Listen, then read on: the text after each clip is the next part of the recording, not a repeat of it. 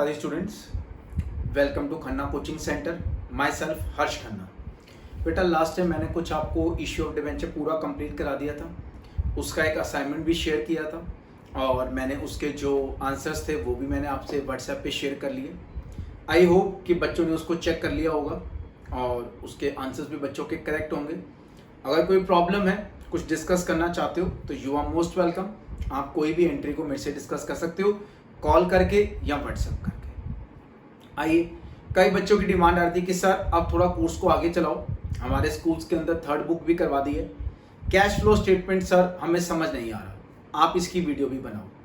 तो लो जी, आज जनता की डिमांड के ऊपर चैप्टर आपके सामने है, श्री गणेश करने जा रहा हूँ इस वीडियो के अंदर, कैश फ्लो स्टेटमेंट। आइए थोड़ा सा चैप्टर आपको समझाएं और धीरे धीरे इसकी प्रैक्टिस भी कराएं और इस चैप्टर के अंदर भी आपको पूरा ट्रेन करें।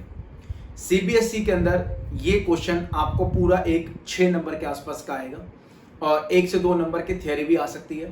तो कुल मिला के 8 से 10 नंबर का चैप्टर है, छोटा नहीं है, बहुत बड़ा चैप्टर है। टाइम लग सकता है, कई बच्चों को क्वेश्चन करने में थोड़ा सा टाइम लगता है, कई बच्चे इंस्टेंट सीख जाते हैं। कोई बात नहीं, मिलजुल के प्रैक्टिस करेंगे। जब इतना कोर्स हमने कर लिया तो ये क्या चीज़ है, ये भी हम मिलजुल के करेंगे। तो आइए श्री गणेश करना चाहूँगा आज की वीडियो का। चैप्टर का नाम है cash flow statement, third book आपकी analysis of financial statements. Start करते हैं। It is a statement that show the cash flow that is inflow and outflow of cash and cash equivalent during the period under report. वो कहता है cash flow statement क्या होती है। ये एक स्टेटमेंट होती है जो हमें बताती है कि कैश का एक्चुअल में कितना इनफ्लो हो रहा है और कितना आउटफ्लो हो रहा है, कितना कैश आया, कितना कैश चला गया। जब इसको एनालाइज करना होता है तो कैश फ्लो स्टेटमेंट बनाई जाती है। तो बच्चे कहते हैं सर क्या हम इसको कैश अकाउंट भी कह सकते हैं? हाँ, एक तरह से कह सकते हो, क्योंकि कैश अकाउंट के अंदर भी हम क्या करते हैं, कितना पैसा आ रहा है, कितना पैसा जा रहा है, कितने का बैलेंस बच गया, कितने का बैलेंस आगे कैरी फॉरवर्ड करना है, कितने का ओपनिंग बैलेंस था। तो ये सारी बातों को कैश अकाउंट में रिकॉर्ड करते हैं। तो आप कह सकते हो ये एक तरह की स्टेटमेंट कैश के रिगार्डिंग है कि भाई कहाँ कहाँ पैसा यूटिलाइज हो रहा है, कहाँ कहाँ से पैसा आ रहा है, इनफ्लो आउटफ्लो ऑफ कैश हो रहा है। तो उसको एनालाइज करने के लिए हम कंपनी अकाउंट्स के अंदर क्या बनाते हैं, कैश फ्लो स्टेटमेंट बनाते हैं। नेक्स्ट पॉइंट है cash and cash equivalents include cash on hand, bank balance, marketable securities. वो कहता है कैश और कैश इक्विवेलेंट क्या होता है।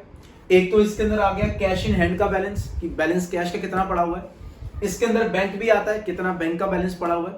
और इसमें कुछ मार्केटेबल सिक्योरिटीज भी आती हैं। मार्केटेबल सिक्योरिटीज का मतलब होता है शॉर्ट टर्म इन्वेस्टमेंट, जो विद इन द ईयर आप सेल कर देते हो, जो विद इन द ईयर आपकी बिक जाती है और आपको पैसे आ जाते हैं, उसको मार्केटेबल सिक्योरिटीज कहा जाता है। तो वो कहता है कैश और कैश इक्विवेलेंट्स के अंदर कैश, बैंक और मार्केटेबल सिक्योरिटीज को कंसीडर किया जाता है और चेक किया जाता है कि बिजनेस में कितने का इनफ्लो कैश के थ्रू हो रहा है, कितने का इनफ्लो बैंक के थ्रू हो रहा है और कितने की इन्वेस्टमेंट आ रही है बिजनेस में या बिजनेस से जा रही है। तो ये सारी बातों को ध्यान में रखने के लिए स्टेटमेंट बनाई जाती है जिसको कैश फ्लो स्टेटमेंट कहा जाता है। नेक्स्ट सीएफएस शॉर्ट में लिखा है cash flow statement is prepared according to the AS3 revised. बिल्कुल याद रखना बच्चों ने, पॉइंट मैंने अंडरलाइन भी किया हुआ है कि कैश फ्लो स्टेटमेंट बनाया जाता है अकाउंटिंग स्टैंडर्ड नंबर 3 और ब्रैकेट में रिवाइज लिखना जरूरी है। रिवाइज का मतलब इसमें कुछ सर्टनली चेंजेस होते रहते हैं, इसलिए ब्रैकेट में रिवाइज्ड वर्ड लिखती है।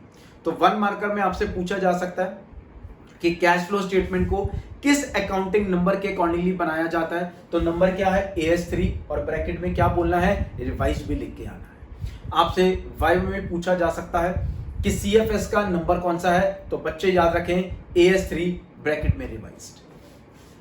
नेक्स्ट वो कहता है 2 मेथड है आपके कोर्स में कैश फ्लो स्टेटमेंट के, एक तो है डायरेक्ट मेथड और एक है indirect method. Direct method not in syllabus, indirect method in syllabus. आपको पता होना चाहिए कि डायरेक्ट मेथड भी होता है, क्योंकि आपसे वाइवा में पूछा जा सकता है कि कैश फ्लो को कितने मेथड्स के थ्रू बनाया जा सकता है। तो आंसर है 2 मेथड है, एक डायरेक्ट एक इनडायरेक्ट। डायरेक्ट हमने नहीं करना, हमारे सिलेबस में कौन सा है, इनडायरेक्ट। तो बड़े आराम से समझिएगा, थोड़ा सा बच्चों को प्रॉब्लम आती है स्टार्टिंग में, बट जब बच्चे इसका क्वेश्चंस कर लेते हैं तो बच्चों को फिर कोई प्रॉब्लम नहीं आती, बड़े इजीली बच्चे इस क्वेश्चंस को अटेम्प्ट कर लेते हैं। इसका फर्स्ट बुक से कोई रिलेशन नहीं है, सेकंड बुक से कोई रिलेशन नहीं है। ये एक आखिरी रास्ता है अकाउंट्स का जो आपने मेरे साथ चलना है, इसके बाद हमारा सिलेबस खत्म। फिर हम रिवीजन करेंगे, असाइनमेंट्स करेंगे और थोड़ा सा लाइव क्लासेस की भी जो क्लासेस हैं वो मैं आपकी इंक्रीज कर दूंगा।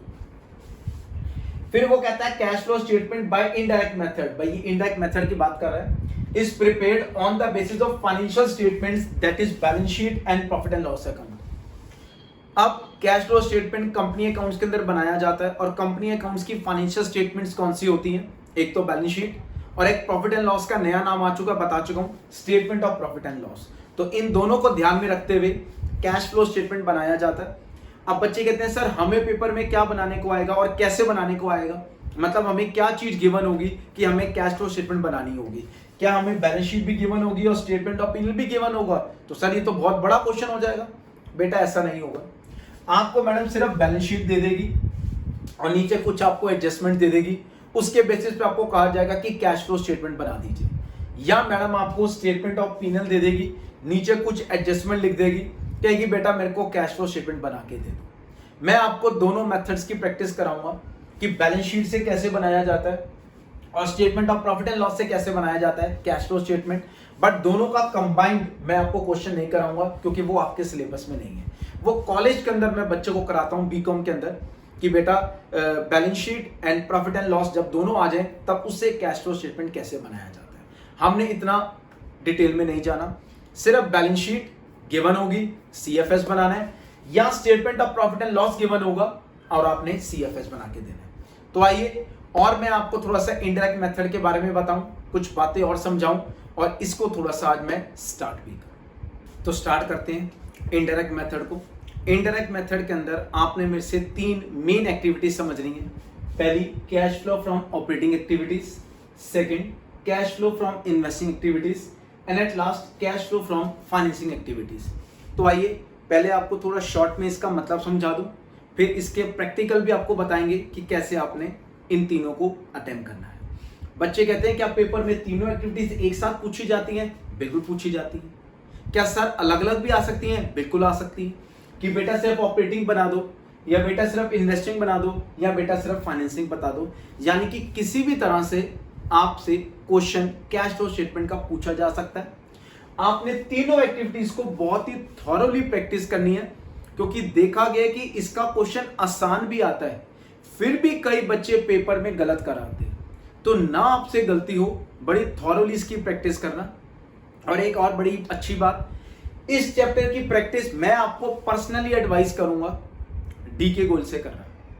TS गरेवाल के अनसॉल्व क्वेश्चन तो मैं आपको करवाई दूंगा। इसकी इलस्ट्रेशंस का लेवल बहुत ज्यादा हाई है जो कि पेपर में आज तक नहीं पूछा गया। इसकी बहुत ही अच्छी वैरायटी के क्वेश्चंस हैं DK गोयल। तो DK गोयल के शॉर्ट इलस्ट्रेशंस आप करें तो आपकी प्रैक्टिस भी होगी और हो सकता है उसी में से एक सेम क्वेश्चन आपसे पूछ लिया जाए, सिर्फ फिगर्स डिफरेंट होगी। तो मैं आपको पर्सनली एडवाइस करूंगा कि इस थर्ड बुक की प्रैक्टिस आप DK गोयल से जरूर करें। आइए जी स्टार्ट करते हैं। पहली एक्टिविटी है cash flow from operating activities. क्या होती है? Are the principal revenue producing activities of the enterprise and other activities that are not investing और फाइनेंसिंग एक्टिविटीज। वो कहता है ये प्रिंसिपल रेवेन्यू प्रोड्यूसिंग एक्टिविटी होती है ना। What do mean by principal revenue? जहां से बिजनेस का मेन रेवेन्यू जनरेट होता है, जिसके अंदर कंपनी डील करती है, वहां से जो कंपनी का रेवेन्यू जनरेट होता है, उन एक्टिविटीज को, उन आइटम्स को हम किस एक्टिविटी में शो करते हैं? ऑपरेटिंग के अंदर करते हैं। बच्चे कहते हैं सर ये कौन कौन सी एक्टिविटीज होती है, यानी कि ये कौन कौन सी सर ऐसी आइटम्स होती है? मैं आपको अभी थ्योरी के बाद इसके बाद प्रैक्टिकल करवाऊंगा और आपको ऑपरेटिंग का पहले सारा फॉर्मेट बताऊंगा कि कौन कौन सी प्रिंसिपल रेवेन्यू प्रोड्यूसिंग एक्टिविटीज हैं, जिससे कि आपको पता लगे कि हर कंपनी का मेन बिजनेस या मेन रेवेन्यू कहां से जनरेट होता है, जिसके बिना वो सर्वाइव नहीं कर सकता। ये उसका प्रिंसिपल रेवेन्यू है, ये सारा आपको पता लग जाएगा। तो अभी के लिए थोड़ा सा लैंग्वेज को पढ़ लो, फिर मैं आपको इसके बाद थोड़ा सा प्रैक्टिकल भी डिटेल के अंदर समझाता हूं। तो ऑपरेटिंग एक्टिविटी कौन सी हुई? प्रिंसिपल रेवेन्यू, जहां से कंपनी का मेन रेवेन्यू जनरेट होता है, जिसके बिना कंपनी सर्वाइव नहीं कर सकती। वो खर्चे, वो इनकम्स जो कंपनी जनरेट करती है अपने बिजनेस के अंदर, उसको प्रिंसिपल रेवेन्यू कहा जाता है। अब ये कौन कौन सी होती हैं, ये मैं आपको नेक्स्ट अभी थोड़ी देर के अंदर प्रैक्टिकली भी बताऊंगा। नेक्स्ट आता है cash flow from investing activities are the acquisition and disposal of the long term assets and other investments not included in cash equivalents. Investing सा नाम से पता लग रहा है जहां कंपनी ने पैसा इन्वेस्ट किया हुआ है। अब पैसा कहां इन्वेस्ट किया होगा, फिक्स एसेट्स की फॉर्म में, या लॉन्ग टर्म इन्वेस्टमेंट्स ली होंगी, या किसी दूसरी कंपनी के अंदर पैसा इन्वेस्ट किया होगा। तो वो कहता है जब हम अपने सेल ऑफ असेट्स और सेल ऑफ इन्वेस्टमेंट्स की बातचीत करते हैं, एक्विजिशन का मतलब हो गया परचेज, डिस्पोजल का मतलब हो गया सेल, तो वो कहता है sale and purchase of assets, sale और परचेज ऑफ इन्वेस्टमेंट्स जब हम कंसीडर करते हैं, उसकी जो अकाउंटिंग करते हैं, वो सारी एक्टिविटीज कहां दिखाई जाती हैं, वो सारी इन्वेस्टिंग एक्टिविटी में दिखाई जाती है। अब लिखा हुआ है and other investments not included in cash equivalents, क्योंकि कैश इक्विवेलेंट्स में अभी बताया था मार्केटेबल सिक्योरिटीज, वो कौन सी होती है, वो शॉर्ट टर्म होती है। तो शॉर्ट टर्म को यहां कंसीडर नहीं करना, लॉन्ग टर्म की बातचीत कर रहा हूं मैं। तो लॉन्ग टर्म इन्वेस्टमेंट्स की जो सेल परचेज होती है वो किस एक्टिविटी में दिखाई जाती है, वो इन्वेस्टिंग एक्टिविटीज में दिखाई जाती है। कैसे दिखाते हैं मैं अभी बता चुका हूं, मैं आपको बहुत ही जल्दी इसके बारे में डिटेल प्रैक्टिकल भी समझाऊं। Last, cash flow from financing activities, क्या लिखा हुआ है, are the activities which result in change in size and composition of owners capital including share capital in case of a company and borrowings of the enterprise from other sources. बच्चे कहते हैं आपने हमें कहा था कि cash flow statement sole proprietorship के अंदर नहीं बनाते, हम कंपनी अकाउंट्स में बनाते हैं, इसलिए आप बार बार कंपनी का नाम ही लेते जा रहे हो। वैसे तो cash flow statement sole proprietorship में भी बनाते हैं, बट वो आपके कोर्स का पार्ट नहीं है, वो कट चुका है सीबीएसई के अंदर। आपके कोर्स में सिर्फ एक ही कैश फ्लो स्टेटमेंट है जो कि कंपनी का है। तो यहां पर मैंने स्टेटमेंट में लिख दिया है ओनर्स कैपिटल, बट आपने मेरे से कौन सा कैश फ्लो पढ़ना है, कंपनी अकाउंट्स, तो मैं किसकी बातचीत करूंगा, शेयर कैपिटल की बातचीत करूंगा। तो वो कहता है फाइनेंसिंग एक्टिविटी मतलब फाइनेंस रिलेटेड आइटम्स। अब फाइनेंस रिलेटेड आइटम्स कैसी होती हैं, जैसे शेयर्स को इशू करना, शेयर्स को पे करना, डिबेंचर्स को इशू करना, डिबेंचर्स की पे करना, इंटरेस्ट देना, डिविडेंड देना, बैंक से लोन लेना, बैंक को लोन की वापसी करना, ये सारी आइटम्स वो कहता है जो चेंज करे size and composition of capital, मतलब जो कैपिटल को इंक्रीज और डिक्रीज करे, हमारे बिजनेस की फाइनेंस की चीज को इंक्रीज और डिक्रीज करे, उन सारी आइटम्स को कहां दिखाया जाता है, फाइनेंसिंग एक्टिविटी में दिखाया जाता है। तो प्रैक्टिकली तो मैं आपको समझाने जा रहा हूं, थियोरेटिकल थोड़ा सा आपको समझाया है, क्योंकि आपसे 1 मार्कर में पूछा जा सकता है कि बेटा प्रिंसिपल रेवेन्यू कौन सी एक्टिविटी होती है, ऑपरेटिंग होती है। बेटा जहां पर लॉन्ग टर्म असेट्स की सेल और परचेज की बातचीत की जाए वो कौन होता है, इन्वेस्टिंग होती है। अच्छा बेटा कौन सा ऐसा है जो change in size in capital and composition change करे, ओनर कैपिटल या preferential capital in case of a company, financing activity. तो ये सारी एक्टिविटीज के बारे में आपको बड़ा डिटेल में पता होना चाहिए। थियोरेटिकल तो मैंने आपको समझा दिया, आइए प्रैक्टिकल के ऊपर फोकस डालूं। और आज की मेरी वीडियो ऑपरेटिंग एक्टिविटीज के ऊपर है। मैं सारी आइटम्स पहले लिखवाऊंगा, 1 बाय 1 समझाऊंगा और उसके बाद एक छोटा सा प्रैक्टिकल भी आपके साथ स्टार्ट करूंगा। बड़े ध्यान से इसको नोट करें और बड़े ध्यान से इसको लर्न भी आप करें। आइए स्टूडेंट्स, अब cash flow from operating activity के फॉर्मेट से पहले आपको एक इंपॉर्टेंट बात बतानी जरूरी है इस चैप्टर के रिगार्डिंग, जो कई टीचर्स अपने बच्चों को नहीं बताते। तो आइए वो क्या इंपॉर्टेंट बात है आपसे डिस्कस करूं। हमारे पास बेटा 2 तरह की कंपनीज हैं, एक होती है फाइनेंस कंपनी और एक होती है नॉन फाइनेंस कंपनी। पहले फाइनेंस कंपनी के बारे में पढ़ते हैं। वो कहता है it is the company who give and take loans, purchase and sale of securities, payment of interest on loans, dividend received on securities, interest received on loans granted, payment of and refund of income tax. वो कहता है finance company का main job क्या होता है कि sale purchase of securities करना, loan को लेना, लोन को देना, उसके ऊपर इंटरेस्ट हो गया, फिर कुछ डिविडेंड को लेना, डिविडेंड को देना, और इनकम टैक्स जो कि हर कंपनी चाहे वो फाइनेंस है चाहे वो नॉन फाइनेंस है टैक्स तो पे करती है। बट हमारा सीबीएसई सिलेबस क्या कहता है कि CFS by indirect method is prepared by non finance company. हमने जो कैश फ्लो स्टेटमेंट सीखना है वो नॉन फाइनेंस कंपनी का सीखना है, हमने फाइनेंस कंपनी का नहीं सीखना। तो बच्चे कहते हैं जब हमने सीखना ही नहीं है तो सर हमें बता क्यों रहे हो। वो इसलिए नॉलेज दे रहा हूँ क्योंकि इसके ऊपर 1 मार्कर आपसे पूछा जा सकता है। आपको एक केस स्टडी दे दी जाएगी और आपसे पूछा जाएगा कि बेटा बता ये फाइनेंस कंपनी है कि नॉन फाइनेंस कंपनी है। बेटा अगर ये फाइनेंस कंपनी है तो बता इसकी ये वाली आइटम किस एक्टिविटी में शो करेगा। तो मैं ज्यादा अभी डिटेल में तो नहीं जा रहा, अभी सिर्फ थोड़ा सा आपको समरी बताई है कि फाइनेंस कंपनी का जॉब क्या होता है, जो कि मैंने बोर्ड पे सारा लिख दिया। आप बच्चे भी इसको नोट कर लें। ये सारी आइटम्स आपको याद होनी चाहिए कि फाइनेंस कंपनी का मेन जॉब क्या होता है। बट हमने कैश फ्लो स्टेटमेंट कौन सी कंपनी का सीखना है? नॉन फाइनेंस कंपनी का, जो इन कामों के अंदर डील आउट नहीं करती है। तो मैं जो भी आपको फॉर्मेट अब सिखाने जा रहा हूं वो स्ट्रिक्टली बेस्ड है किसके ऊपर? नॉन फाइनेंस कंपनी, जो कि क्या नहीं करती? ये ऊपर वाला काम नहीं करती। यानी कि नॉर्मल कंपनी को आप कह सकते हो, जैसे मैं कुछ काम कर रहा हूं, मेरी कुछ अपनी कंपनी है या और भी कुछ कंपनी है जो इसके अंदर डील आउट नहीं करती, जो इसका ये मेन सोर्स नहीं है, जो ये उसका प्रिंसिपल रेवेन्यू नहीं है, उस कंपनी को क्या कहा जाता है? नॉन फाइनेंस कंपनी कहा जाता है। तो नॉन फाइनेंस कंपनी का कैश फ्लो स्टेटमेंट कैसे करना है, उसके क्या फॉर्मेट्स हैं, वो सारा मैं आपको सिखाने जा रहा हूं और सारा फॉर्मेट आपको थॉरोली एक्सप्लेन करने जा रहा हूं। आइए स्टूडेंट्स, सबसे पहले मैं आपसे डिस्कस करूं कि ऑपरेटिंग एक्टिविटीज का प्रैक्टिकल कैसे करना है, उसमें कौन कौन सी आइटम्स आती हैं, कैसे आपने डील आउट करनी है।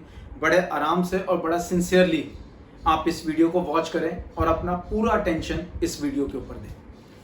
ये सारा फॉर्मेट बेटा आपको कॉपी में नोट भी करना पड़ेगा, तो मैं थोड़ा सा आपको टाइम भी दे दूंगा कि आप आराम से इसको नोट कर लें, या वीडियो को थोड़ा सा स्टिल करके थोड़ा सा पॉज करके आप अपनी कॉपी में इस फॉर्मेट को थॉरोली नोट करें।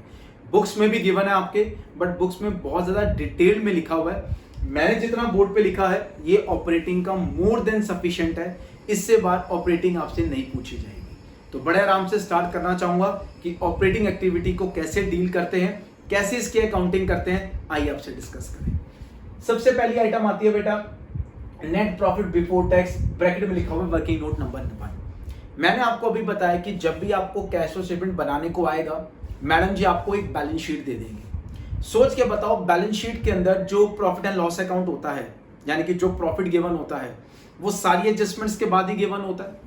11th क्लास याद करो, पहले आप ट्रेडिंग अकाउंट बनाते थे, जीपी निकालते थे, ग्रॉस प्रॉफिट, फिर प्रॉफिट एंड लॉस अकाउंट बनाते थे, ग्रॉस प्रॉफिट को वहां ट्रांसफर करते थे, फिर नेट प्रॉफिट निकालते थे, फिर नेट प्रॉफिट को बैलेंस शीट में कैपिटल में ऐड बैक करते थे।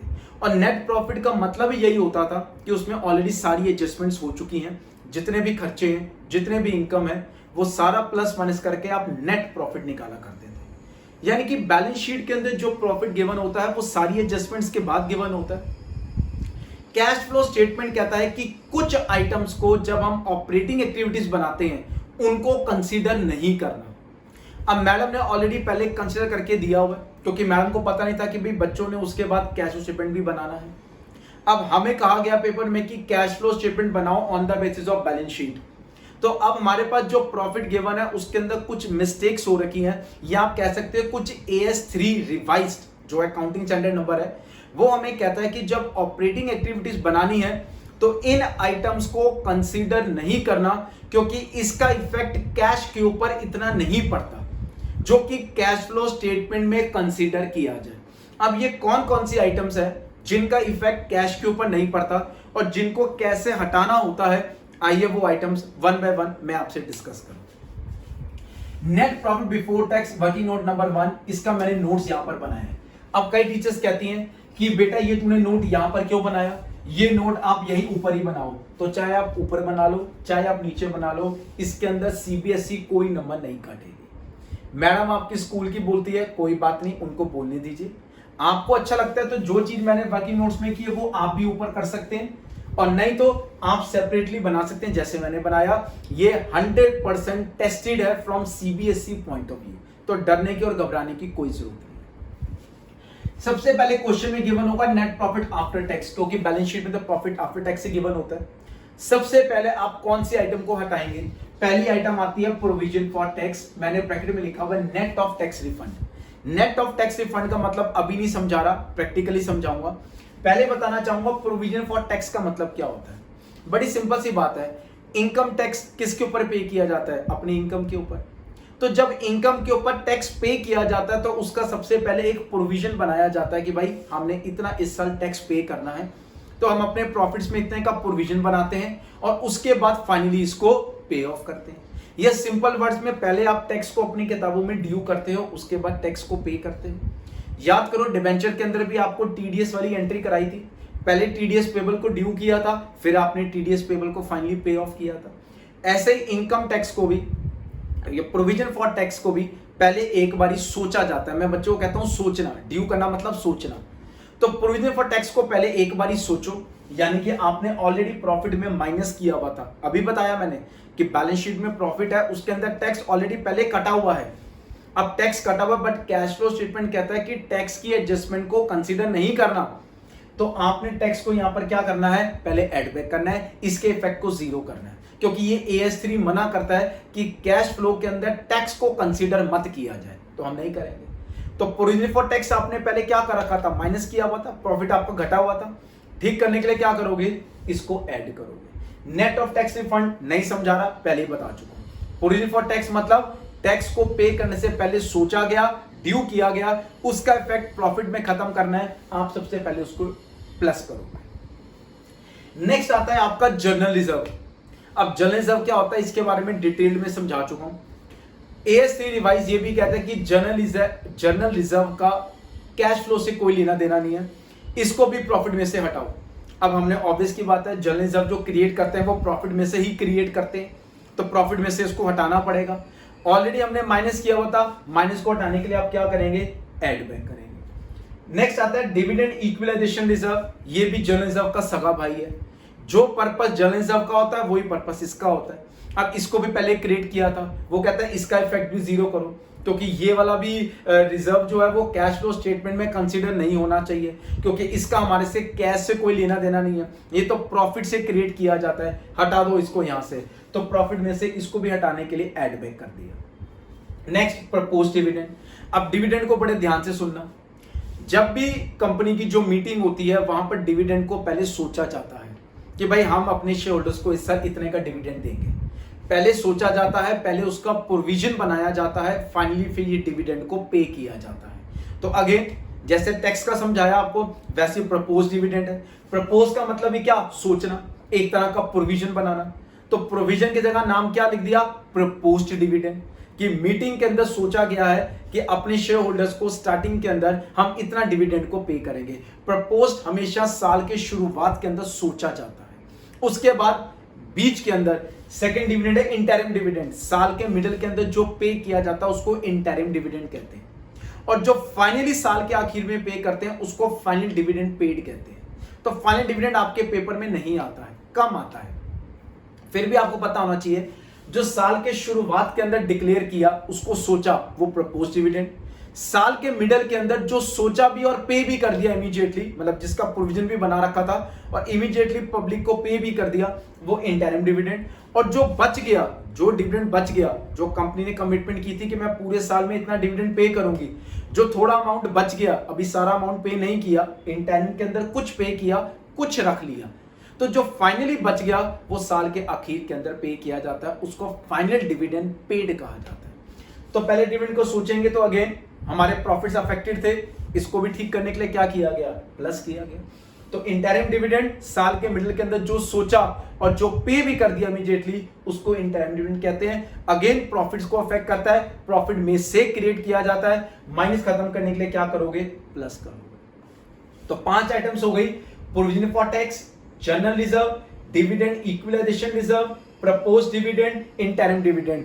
जब भी ये चीजें आपको नजर आ जाएं तो आपने प्रॉफिट में इसका इफेक्ट जीरो करना है। ऐसा मैं नहीं कहता, कैश फ्लो स्टेटमेंट कहता है कि इसका कैश से कोई लेना देना नहीं है, ये प्रॉफिट्स को अफेक्ट करता है, प्रॉफिट में से इसको हटा दो। तो हटा के जो अमाउंट आया वो आ गया नेट प्रॉफिट बिफोर टैक्स। ये वाला अमाउंट आप यहां पर लिखोगे ऑपरेटिंग के अंदर, यहीं से आपका ऑपरेटिंग स्टार्ट होगा। तो बड़े ध्यान से 4 या 5 आइटम जो भी हैं इनको अपनी कॉपीज में नोट करें, आराम से समझे। कोई भी आइटम आपको समझ ना आए तो आप मेरे से कॉल करके समझ भी सकते हैं। आगे चलना चाहूंगा, adjustment for non cash and non operating items. अब वो कहता है उन आइटम्स को अपने कैश फ्लो स्टेटमेंट के अंदर दिखाओ या उनका इफेक्ट जीरो करो प्रॉफिट में से, जो नॉन कैश है और जो नॉन ऑपरेटिंग है, नॉन कैश तो आपको पता ही है, जिसमें कैश का ना इनफ्लो है ना आउटफ्लो है। नॉन ऑपरेटिंग कौन सा हुआ? जो मेरे बिजनेस से रिलेट नहीं करता। जैसे मैं ट्यूशन बनाने का काम करता हूं, तो और मेरा किसी जगह के ऊपर एक फ्लैट लिया हुआ है मैंने, वहां पर भी मेरे को कुछ वहां से रेंट आता है, वो मेरी नॉन ऑपरेटिंग इनकम है, वो मेरे बिजनेस से रिलेट नहीं करती। या मैंने किसी कंपनी के अंदर पैसा इन्वेस्ट किया हुआ है, वहां से मेरे को डिविडेंड आता है, या मेरे को डिबेंचर्स ली में तो इंटरेस्ट आता है, ये मेरे बिजनेस को रिलेट नहीं करता। तो जो हमारे बिजनेस को रिलेट नहीं करता उसको कहा जाता है नॉन ऑपरेटिंग आइटम्स। अब कौन कौन सी होती हैं नॉन ऑपरेटिंग और कौन कौन से नॉन कैश, जिनका इफेक्ट हमें खत्म करना है, आइए स्टार्ट करें। पहली आइटम है depreciation on fix assets. 11th class में जब भी बच्चा डेप्रिसिएशन का नाम सुनता है तो सबसे पहले टीचर ये बोलता है, बेटा ये नॉन कैश एक्सपेंडिचर है, ना इसमें कैश का इनफ्लो होता है ना कैश का आउटफ्लो होता है। ये असेट की वैल्यू को कम करता है बट प्रॉफिट को कम करता है, इसलिए प्रॉफिट में इसको चार्ज करके दिखाया जाता है, बट कैश का इसमें कोई रोल नहीं है। अब जब कैश में इसका कोई रोल नहीं है तो कैश फ्लो स्टेटमेंट में आना नहीं चाहिए। अब हमारे प्रॉफिट में ऑलरेडी पहले से कंसीडर था, क्योंकि हमने प्रॉफिट को उठाया बैलेंस शीट से, यानी कि इसके अंदर इसका इफेक्ट लिया गया प्रॉफिट में। तो हमारे प्रॉफिट्स को ठीक करना है तो माइनस किया गया था, ठीक करने के लिए क्या करोगे, ऐड बैक करोगे। Next, loss on sale of fix assets.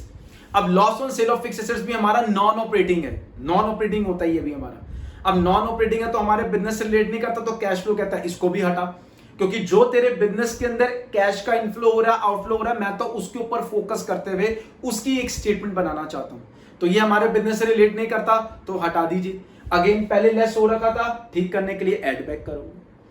Next, interest paid on bank overdraft cash credit. अरे भाई सिंपल सी बात है, बैंक से लोन लिया हुआ है, कैश क्रेडिट का मतलब भी बैंक ओवरड्राफ्ट ही होता है एक तरह का, कि आपने कुछ क्रेडिट के ऊपर कैश लिया हुआ है, उसके अगेंस्ट आपको कुछ इंटरेस्ट देना पड़ रहा है, मेरे बिजनेस से रिलेट नहीं करता। अब बिजनेस से रिलेट नहीं करता तो इसको भी हटाओ, ऑलरेडी प्रॉफिट में माइनस हो रखा था, ठीक करने के लिए ऐड बैक करोगे। Next, goodwill patent trademarks amortised. अब बताया था इंटेंजिबल एसेट्स होते थे 11th क्लास में, which cannot be seen, which cannot be touched, उनको भी राइट ऑफ किया जाता था। उसके लिए वर्ड क्या यूज होता था, अमोर्टाइज होता था। इसके अंदर भी कैश का ना कोई इनफ्लो है ना आउटफ्लो है, वो कहता है इसको भी हटा। ये भी सारी नॉन कैश ट्रांजैक्शंस है, क्योंकि ये भी एक डेप्रिसिएशन का पार्ट होते हैं, तो प्रॉफिट में से हटाना है, ऑलरेडी माइनस मैडम ने किया हुआ था, ठीक करने के लिए क्या करोगे, ऐड बैक करोगे। Next, interest paid on borrowings. अब अगेन वही चीज आ गई, यहां पर बैंक ओवरड्राफ्ट था, यहां बोरोविंग्स आ गई। बोरोविंग्स मतलब कंपनी ने डिबेंचर इशू किए, अब जब डिबेंचर इशू किए तो उस पर इंटरेस्ट भी पे करना पड़ेगा। अब जब इंटरेस्ट पे करना पड़ेगा तो अगेन ये क्या है, नॉन ऑपरेटिंग है। नॉन ऑपरेटिंग है तो बड़ी सिंपल सी बात है, इसको भी अपने प्रॉफिट में हटाओ, इसका इफेक्ट भी आपके प्रॉफिट में नहीं आना चाहिए। माइनस को हटाने के लिए क्या करोगे, ऐड बैक करोगे। नेक्स्ट, अंडर राइटिंग कमीशन और share issue expenses return of. Again ये भी क्या है, ये भी सारे नॉन कैश एक्सपेंडिचर्स हैं, इनको भी यहां से हटाना है। तो इनको हटाना लॉसेस को, तो कैश को अफेक्ट नहीं करते, हमारे प्रॉफिट में ऑलरेडी पहले से कंसीडर्ड हो चुके हैं, क्योंकि भैया ये सारी चीजें प्रॉफिट से ही लेस होती हैं, प्रॉफिट से राइट ऑफ होती है। अगेन इसका इफेक्ट प्रॉफिट में खत्म करना है, माइनस खत्म करना है तो क्या करोगे, फिर से ऐड बैक करोगे। Next, increase in provision for doubtful dates. अब प्रोविजन फॉर डाउटफुल डेट्स क्या होता है वो आपको पता है, डेटर्स के अगेंस्ट बनाया जाता है। अब होगा क्या, कैश फ्लो स्टेटमेंट के अंदर जब भी आपको बैलेंस शीट दी जाएगी, जब भी आपको बैलेंस शीट गिवन होगी तो 2 साल की फिगर्स गिवन होगी, एक आपको प्रीवियस ईयर की होगी और एक आपको करंट ईयर की होगी। उन दोनों के अंदर आपने नेट इफेक्ट लेके कैश फ्लो स्टेटमेंट को बनाना होगा। तो कैश फ्लो स्टेटमेंट को कई लोग कहते हैं सर कंपैरेटिव स्टेटमेंट भी है, बिल्कुल कंपैरेटिव है, कंपैरिजन होता है कि पिछले साल कितना था, इस साल कितना है, दोनों का नेट इफेक्ट निकाल के हम कैश फ्लो स्टेटमेंट बनाते हैं। तो अगर प्रोविजन फॉर डाउटफुल डेट्स आप इंक्रीज कर रहे हो, लास्ट ईयर से कुछ आपने एक्स्ट्रा अमाउंट बनाया है, अगेन वो ये कहता है ये भी नॉन कैश ट्रांजैक्शन है, इसका भी हमारे कैश पे कोई इफेक्ट नहीं पड़ता। हाँ, क्योंकि एक्स्ट्रा प्रोविजन प्रॉफिट से बनाया जाता है, 11th क्लास में एंट्री भी बनवाई थी, profit and loss account debit to provision for doubtful debts account, but cash flow के अंदर नहीं आना चाहिए, प्रॉफिट में ऑलरेडी कंसीडर्ड है, प्रॉफिट्स को ठीक करना है, माइनस ठीक करना है तो क्या किया जाए, ऐड बैक किया जाए। अब आगे चलना चाहूंगा, ये तो हमारे सारे खर्चे हो गए, एक्सपेंडिचर हो गए। अब कुछ इनकम की बातचीत करते हैं। Rent receive, interest receive, dividend receive, profit on sale of asset, ये चारों के चारों मैं लिख देता हूं, ये चारों के चारों हमारे क्या है, ये नॉन ऑपरेटिंग इनकम्स हैं। अब नॉन ऑपरेटिंग आइटम्स को तो हम कंसीडर करते ही नहीं है, तो नॉन ऑपरेटिंग इनकम्स को भी यहां से हटाया जाए।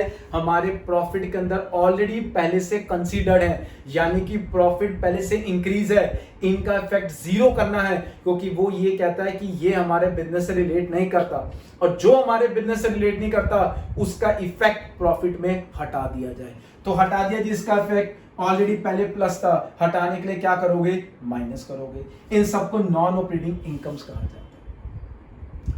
एक आइटम और ऐड करूंगा, increase in provision for doubtful dates, तो आप ऐड करोगे अगर प्रोविजन बढ़ रहा है। एक आइटम और यहां पर लेस में लिख लीजिए, मैं थोड़ा शॉर्ट में लिख देता हूं, decrease in provision for doubtful dates. अगर आपने पिछले साल से कुछ कम प्रोविजन इस साल बनाया है, तो अगर आपका प्रोविजन डिक्रीज हो रहा है तो ऑब्वियस की बात है आपके प्रॉफिट में ऑलरेडी बढ़ा हुआ होगा। वो कहता है ये भी नॉन कैश है, इसको भी यहां से हटाओ। अब ऑलरेडी जो चीज बढ़ी हुई है उसको ठीक करने के लिए क्या करोगे, माइनस। इसलिए याद रखना ये भी चीज माइनस होगी। तो 5 आइटम्स हो गई, rent receive, interest receive, dividend receive, profit on sale of asset और decrease in provision for doubtful debts. इन पांचों का इफेक्ट प्रॉफिट में खत्म करने के लिए आप क्या करेंगे, लेस करके दिखाएंगे। तो बड़े ध्यान से नोट करो ऐड क्या होता है, और बड़े ध्यान से नोट करो लेस क्या होता है। जब इनको आपस में प्लस माइनस कर लोगे, जब ये प्रॉफिट आपने यहां लिखा और इन आइटम्स में जो भी आइटम्स गिवन है उनको प्लस माइनस करोगे तो एक फिगर आएगी, उसका नाम क्या है, net operating profit before working capital changes. ये वो ऑपरेटिंग प्रॉफिट आया है जिसके अंदर मैंने सारी नॉन कैश चीजें हटा दी, सारे हमारी नॉन ऑपरेटिंग जो आइटम्स थी वो हटा दी। अब जो बच गया वो मेरे बिजनेस से रिलेटेड प्रॉफिट आया है, जिसको कि बिफोर वर्किंग कैपिटल चेंजेस कहा जाता है। बिफोर वर्किंग कैपिटल चेंजेस का क्या मतलब होता है अभी समझाता हूं, पहले बच्चे यहां तक सिंसियरली इसको अपनी कॉपीज में नोट कर लें।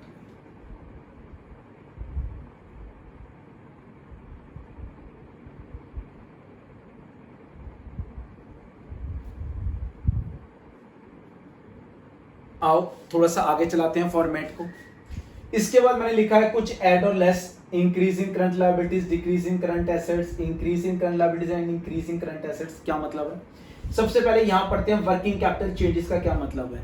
वर्किंग कैपिटल का क्या मतलब होता है, बच्चा कहता है sir current assets minus current liabilities equal to working capital.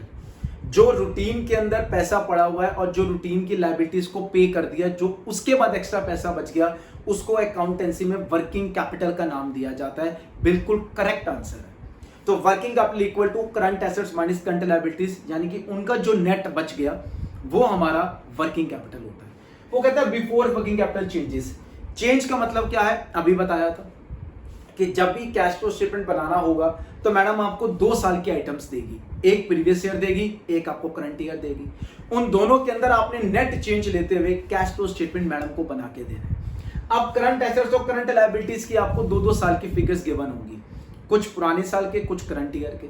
अब करंट एसेट्स और करंट लायबिलिटीज को कैसे डील करना है वो समझाने जा रहा हूं, बड़े ध्यान से समझिए जरा कि उसके अंदर भी कैश की कितनी इन्वॉल्वमेंट है, कितना कैश आ रहा है, कितना कैश जा रहा है, उसको कैसे डील करना समझाता हूं। बड़े ध्यान से सुनना जरा चीज को, बड़ा सोच के बात को बताना कि अगर करंट एसेट्स इंक्रीज हो रहे हैं, अगर करंट एसेट्स इंक्रीज हो रहे हैं तो ऑब्वियस की बात है कैश का आउटफ्लो हो रहा है। इंक्रीज इन करंट एसेट्स हमारे कैश को कम करते हैं, आउटफ्लो ऑफ कैश होता है, यानी कि माइनस होना चाहिए। आप चेक करके देखो कि इंक्रीज इन करंट एसेट्स मैंने कहां लिखा है, लेस, क्योंकि यहां पर क्या हो रहा है, कैश का आउटफ्लो हो रहा है। अब अगर मैं बोलूं डिक्रीज इन करंट एसेट्स तो बड़ी सिंपल सी बात है, करंट एसेट डिक्रीज हो रही है तो कैश का इनफ्लो होगा, कैश का इनफ्लो होगा तो क्या होना चाहिए, प्लस होना चाहिए। चेक करके देखो decrease in current assets add किया हुआ है। फिर बारी आती है करंट लायबिलिटीज की। अगर मैं बोलूं इंक्रीज इन करंट लायबिलिटीज तो बड़ी सिंपल सी बात है, पैसे का इनफ्लो ही होगा कि उधारी बढ़ रही है, पैसा आ रहा है, करंट लायबिलिटीज पैसा आ रहा है तो कैश का इनफ्लो यानी कि प्लस होना चाहिए।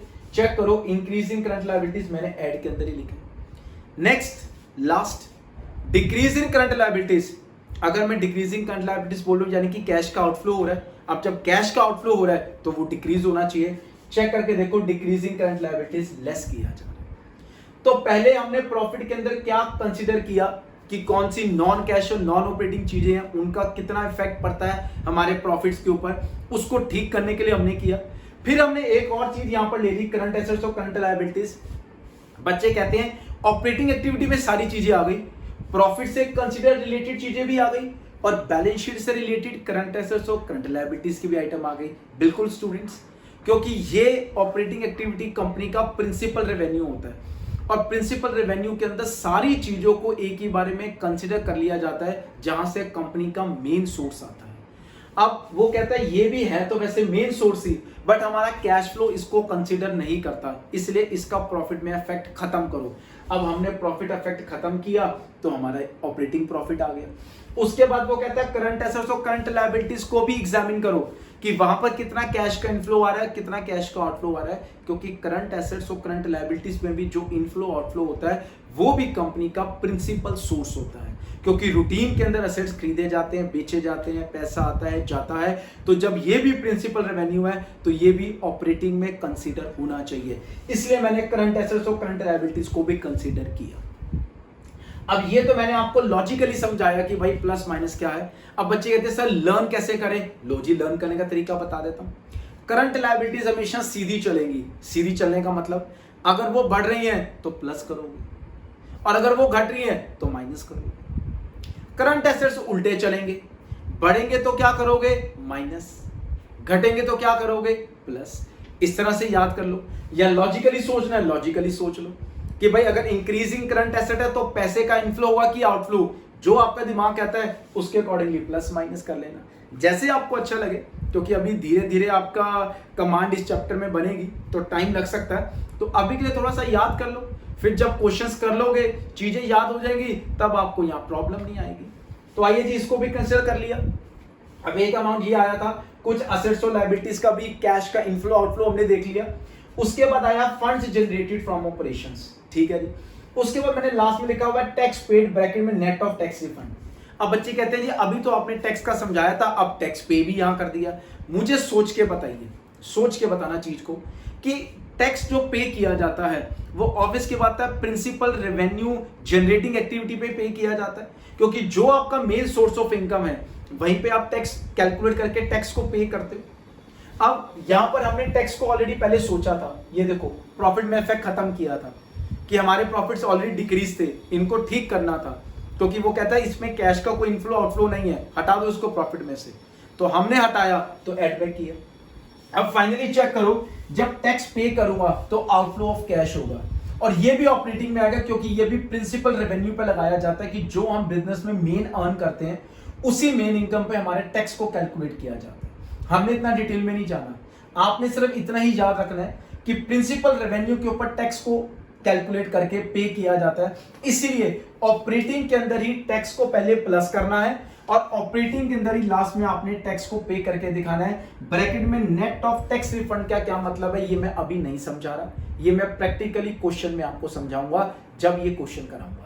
अभी के लिए आपने याद रखना है कि टैक्स पेड भी हमारा कहां से लेस होगा, ऑपरेटिंग में से ही लेस करके दिखाया जाएगा। तो यहां पर प्लस करोगे वर्किंग नोट्स में, और यहां पर आप इसको पे करके दिखाओगे। तो बच्चे कहते हैं सर इसका इफेक्ट तो जीरो ही हो गया। हाँ जी बच्चों, इफेक्ट तो जीरो हो गया, बट क्योंकि प्रेजेंटेशन का पार्ट है कैश फ्लो स्टेटमेंट में कि भाई कैसे टैक्स का प्रोविजन बनाया गया उसको खत्म करके दिखाओ, फिर कैसे टैक्स को पे किया गया वो करके दिखाओ, इसलिए इसका जो इफेक्ट है वो जीरो हो जाता है, वो निल भी हो जाता है। बट कई केसेस में नहीं भी होता। वो कौन से केसेस हैं वो मैं प्रैक्टिकली समझाऊंगा, सारी बातें थियोरेटिकली नहीं समझाई जा सकती क्योंकि बच्चे कंफ्यूज हो जाते हैं। तो अभी के लिए आप यही याद रखो कि प्रिंसिपल रेवेन्यू पे लगा तो टैक्स को पहले खत्म करना है प्रॉफिट में, तो एड बैक करोगे, फिर फाइनली टैक्स का आउटफ्लो हुआ तो आप यहां पर माइनस पे करके दिखाओगे। उसके बाद जो फाइनल आंसर आया कैश फ्लो फ्रॉम ऑपरेटिंग या ब्रैकेट में used from in operating activities, कहने का मतलब अगर आपका फाइनल आंसर प्लस में आता है तो आप फ्रॉम ऑपरेटिंग एक्टिविटीज लिखोगे, और अगर आपका फाइनल आंसर माइनस में आया तो आप लिखोगे यूज इन ऑपरेटिंग एक्टिविटी। अब बच्चे कहते हैं सर ये जो फॉर्मेट इतना बड़ा आपने लिख दिया, इसको याद कौन करेगा? इसको याद आप बच्चे करेंगे, लिख लिख के याद करेंगे।